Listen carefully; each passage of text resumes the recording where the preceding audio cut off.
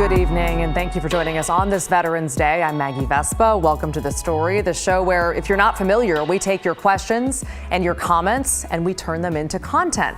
It's a novel concept, right? So email thestory@kgw.com. Use the hashtag #TheStoryKGW. Seriously, weigh in. Let us know what you think about what you see on this show, what you want us to cover, what you want to see. Our team is literally watching for your feedback as we speak.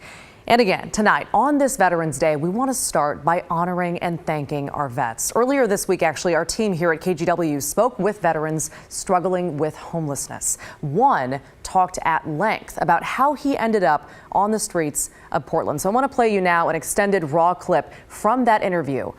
Take a listen. I started houseless in Daytona Beach, Florida, actually.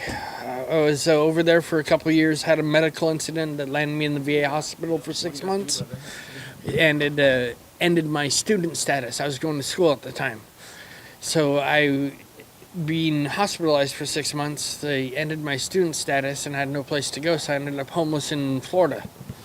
And I got on with Salvation Army, and who was able to help me out with services there and connect me to a case manager. And when I moved back to Portland, it was supposed to be a simple port of transfer of my voucher and then be into a new place here in Portland, but it didn't work out that way. So I ended up being homeless for another 6-8 months after getting here. Now, thankfully, that story has a hopeful ending. We met former Marine Jeremy Hamilton at the Brighton Building in Northeast Portland. It's new and it offers affordable housing to local homeless veterans. That's where he is now, and we're so glad. And you know, we cover Portland's housing crisis a lot, okay? It's overwhelming, it's out of control, and we will keep demanding our elected leaders do something to make a tangible, noticeable difference. But for tonight, on this Veterans Day, as the proud daughter of an Army veteran myself, I want to take a minute to tell you about one area where officials say, at least, there is progress. Because more and more, I've noticed local officials highlighting this one common point, something they deem a win and a reason to hope amid our housing crisis. Let me back up. Last month, I interviewed Metro Council President Lynn Peterson, and I asked her if she thinks the Portland area can ever truly turn this housing crisis around. And she said yes, because of big examples of progress like the recent affordable housing bonds and the Metro Homeless Services Tax, which are just starting to fund projects. Then her communications rep kind of piped in and brought up another reason, and that's Progress Housing Veterans, who stats show make up about 11% of the overall homeless population in Multnomah County. They're still homeless veterans, but we have more homeless veterans entering housing than we do having housed veterans entering homelessness on a monthly basis in this region. That's been true for some time.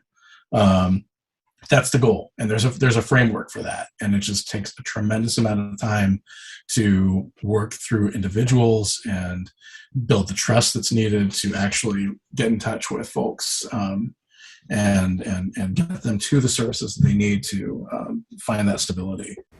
So to reiterate, more homeless veterans are getting housing in Portland than becoming homeless, like more than the new ones who are becoming homeless. So in other words, officials say the Portland metro area is slowly, progressively chipping away at veteran homelessness locally. That's big.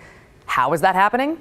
Largely federal funds aimed at helping vets. Most local officials will tell you they need that same level of help from the feds to address homelessness in general. Now, that's a broader, more complex issue. So for tonight, know that local leaders have placed more than 1,300 veterans into housing since 2015. That's according to a Multnomah County press release, which also brings us our quote of the day.